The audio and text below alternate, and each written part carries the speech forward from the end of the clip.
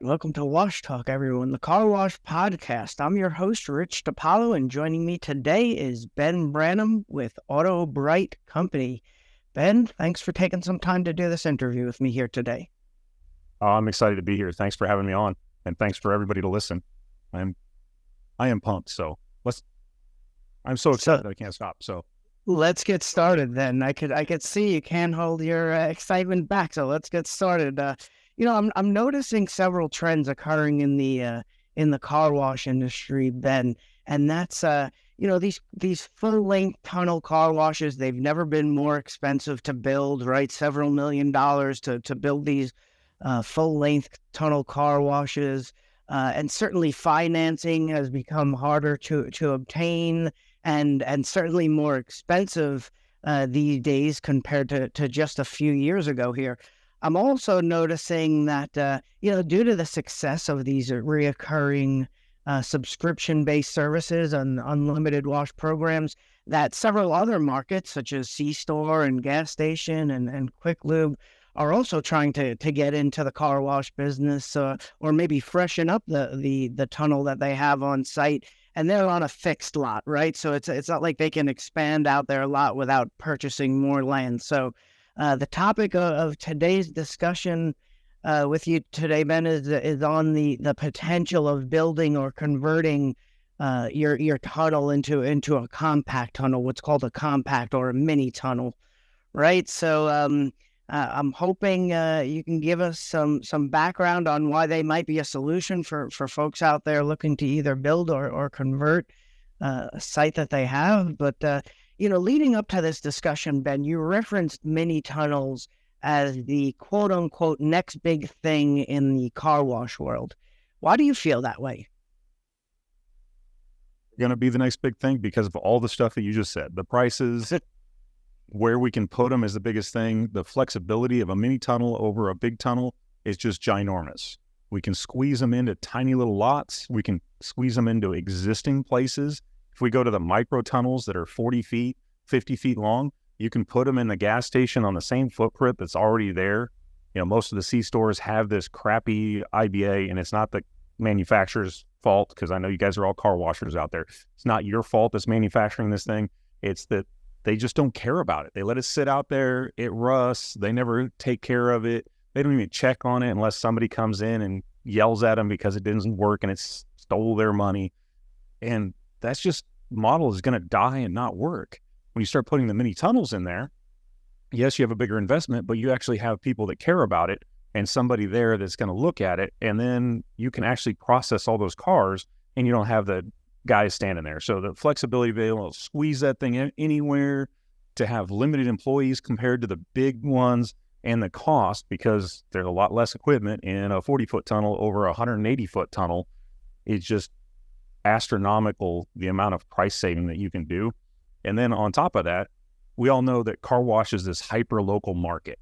And it's really what got me interested in the whole thing in the first place. It is an old school kind of place where it was like, to me, it feels like something business would be done back in the 1800s, where you knew most people that were around you, that they all come from real close and you see them all the time because you live in the community with them. Well, car wash is that thing.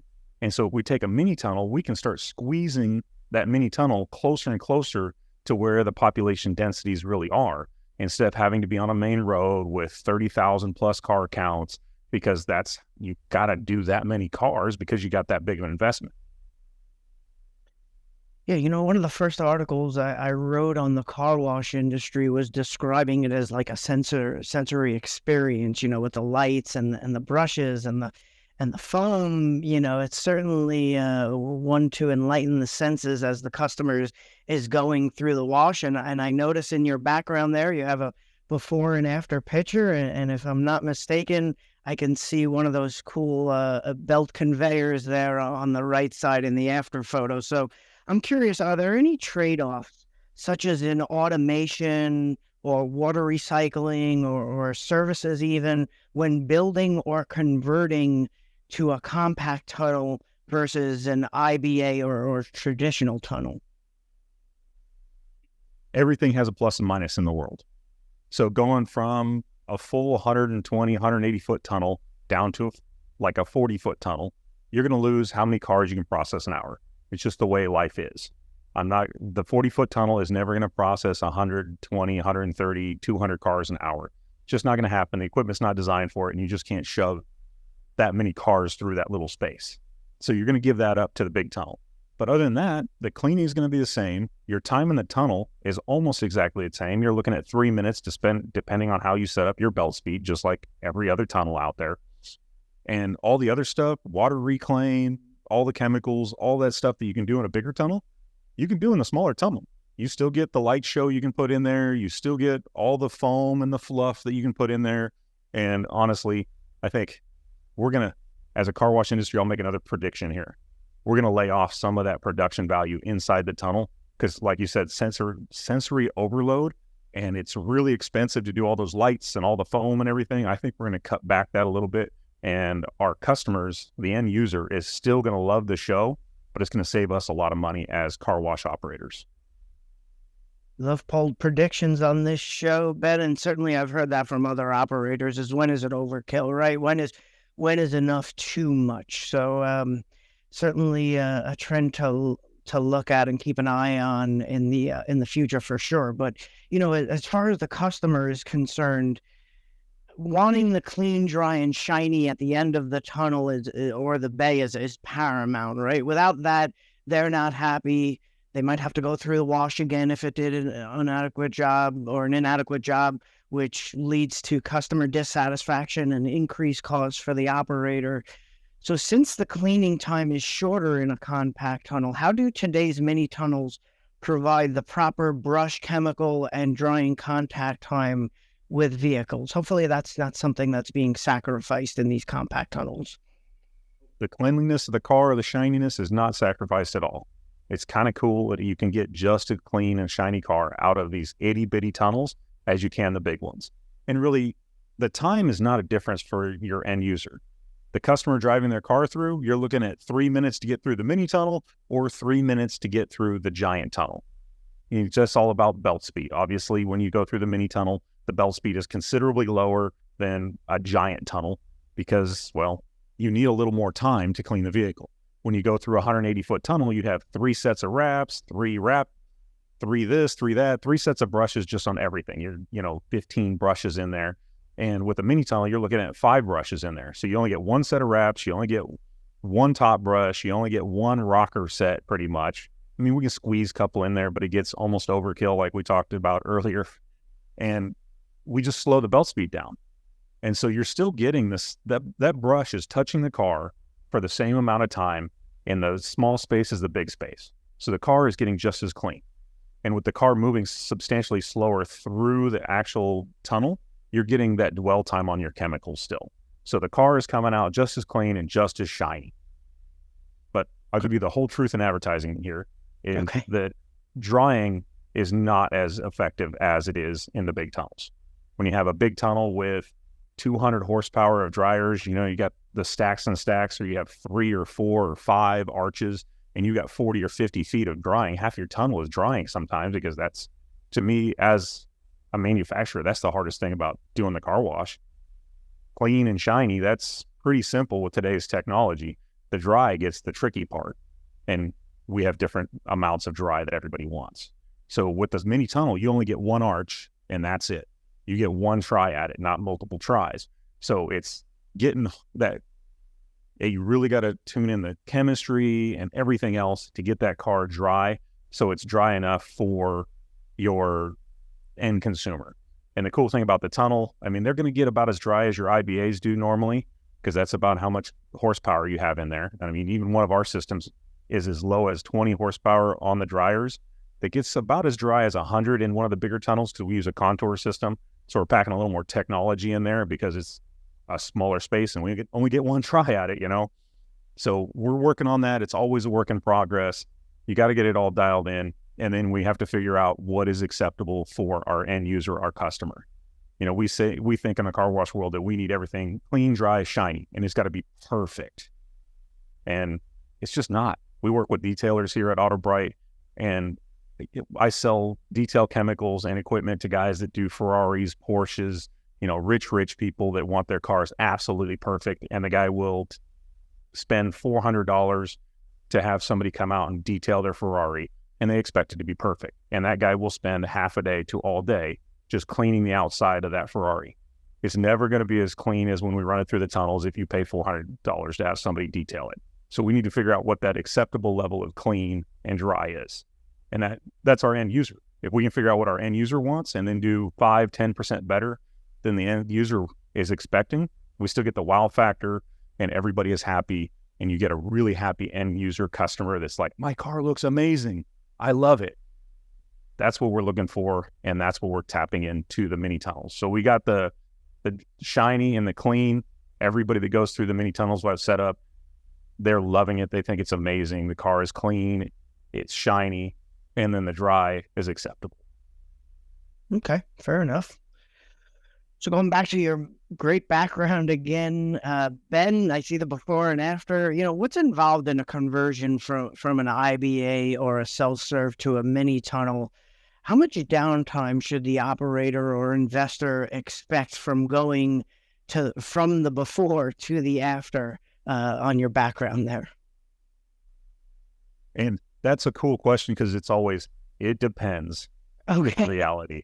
So you got to do a little bit of construction because we've got to get the belts in the ground. And honestly, I'm an expert at AutoBrite's equipment. I'm not an expert at everybody else's equipment. AutoBrite, you've got to either excavate or you've got to put the belts on the ground. They're 8 inches thick. You've got to get the car up on the belt somehow. So we either got to cut concrete and dig down a little bit and then set the belts so they're subsurface so the car just drives on normal, or we've got to build concrete ramps going in and out. And that generally goes with whatever's going to be cheapest and best for that site. And generally we can make whatever's cheapest work. We just did one in Colorado where because of the local restrictions and everything, it was going to cost him $600,000 to cut the concrete to redo all of his plumbing and everything. We went out and we set the belts on top and we built concrete ramps to go in and out, and it saved him a boatload of money. So he was super happy about putting that mini tunnel in and using that. So it's kind of, you got to get the car up on the belts, and that's your construction cost. And how long that takes is going to be local constructions, but really that's a week or two worth of downtime. And that includes ripping out your old equipment. And then you've got a couple weeks to a month, depending on what you want an AutoBrite tunnel to look like, or any other mini tunnel is going to have about the same because we got less equipment in there, so we can do it faster than a major tunnel, but it still takes time. Got to squeeze all that stuff in there, got to set it up, got to level it, got to plumb it, and then got to test it a bunch to make sure everything's exactly right before we turn it over to the customer. So the simplest answer I give you is probably about a month of downtime is what you're looking at. Okay, yeah, and then the ROI is quickly realized over, let's say, an IBA or a self-serve that's able to just serve one car at a time. Now you can serve multiples, right? Yeah.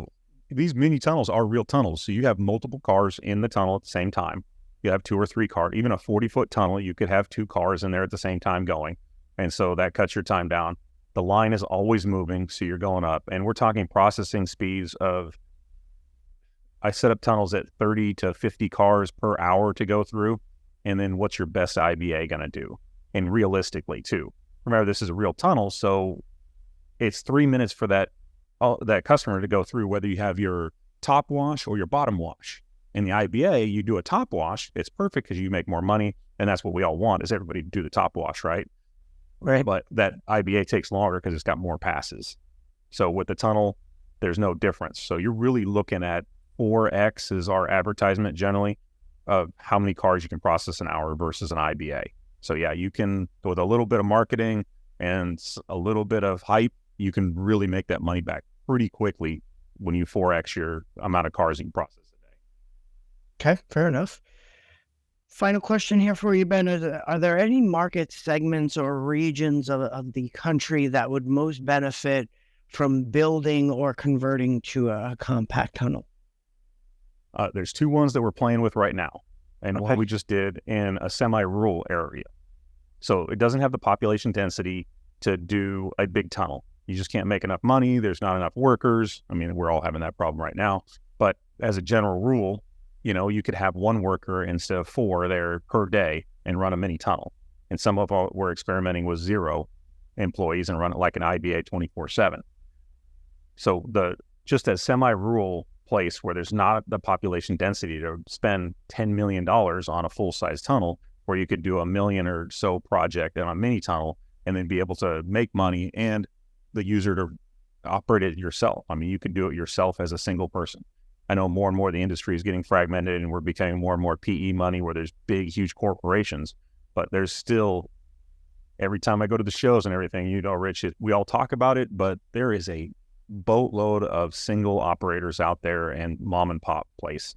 And that's where this could really shine, is a mom and pop, own it, run it themselves out in a semi-rural area where it's just not enough money for the PE companies to even get involved, but it's enough money to actually make money and make a living off of it. So that's one segment that we're concentrating on. We just did one out here in Texas and it's going really well and they're loving it. And then there's another one. The other segment we're looking at and we're kind of looking for a spot is to cram one in a downtown area. The uber high density places where it might be $10 million or $15 million to buy a piece of land big enough to put a big tunnel on. And if you do that, I mean, how do you make a profit on that if you're $15 million in just to get the dirt to put the car wash on? And then whatever it is, another $10 million to put everything you want into the car wash. And you're $25 million in the hole when you start. That's just painful. How many cars you have to wash to make that back? So if you take a small tunnel and then you could cut that land cost down a lot, because you can get a little half-acre lot and put one of these mini tunnels on there and then start running it and have it up faster, have a substantially less in at the beginning, and then you can actually make money and use less. It's a great segment that we're trying to break into and that nobody's really gotten into yet, is those big downtown areas where all the people live and the high traffic cars and everything. So that's the other segment. I think the mini tunnels are going to explode. And then it's just going to be what I said in the beginning, that we're going to get more and more hyper local. And as you do that, instead of building a giant tunnel on the outskirts of a subdivision or 5 or 6 subdivisions, you could build for the same price 2 or 3 mini tunnels that are as close as you can get with permitting to your actual end user's house. And so, I mean, that's the other little dirty secret about car wash, right? It's that really, oh, there's the car wash, let me go. It's not that I plan to go to the car wash. It's like, oh, there's a car wash. And there's a big tunnel operator in my area that we were underserved, and they just put 2 tunnels in next to my house, and they bookended all of our subdivisions. So my wife loves it. She's a member, of course. She's my perfect member for all of you guys out there. She just does everything exactly medium, average, like every user you'd want. But she loves it because she can go out either way and go, oh, the car wash is on my way back home or it's on my way out of the subdivision. Either way I go, whether I go left or right. So you can start doing that with these mini tunnels and be able to capture that whole market segment. Great. Love to hear. Yeah. And certainly the private equity, the large investors certainly get their share of the spotlight in the industry these days. But the smaller mom and pop and smaller investors certainly will continue to enter the industry like they always have moving forward. They're not going away. I actually just met a lady at last week's NRCC show in Atlantic City who came down from New York City looking to build a tunnel car wash. And who knows, maybe a compact tunnel might be the right solution for her and many other new investors out there in the market. So, Ben, do you have anything else to add on the power and potential of compact tunnels here today? It is going to be the new exciting thing. It's why I came into the industry. It's why I'm here with AutoBrite, is because we're working these little tunnels. So if you don't mind me plugging AutoBrite a little bit, go to AutoBriteCo.com. You can check out all the stuff, or you can shoot me an email or give me a call, 210-291-8370. And my email is ben@AutoBriteCo.com. And of course, Bright is spelled like car wash Bright, B-R-I-T-E. So if you need more information, give me a call. I'll give you everything I know. Sounds good. Well, in addition to a great background, which I've been fixated on during this interview here today, Ben, I've been doing over 200 of these video interviews, and I can count on just a couple of fingers of somebody who had a nice professional microphone like you have there. So I can tell you've done this before, and I appreciate you taking some time to discuss the compact tunnel trend as we're seeing these days. I appreciate you for all the stuff that you're doing in the industry. I know you run around like a madman at all these shows, and I've only met you a handful of times, and I'm like, Rich, wait. And everybody wants to meet you. We love what you're doing in the industry, and we appreciate you for doing what you do. Well, I appreciate you saying that. Thanks a lot, Ben.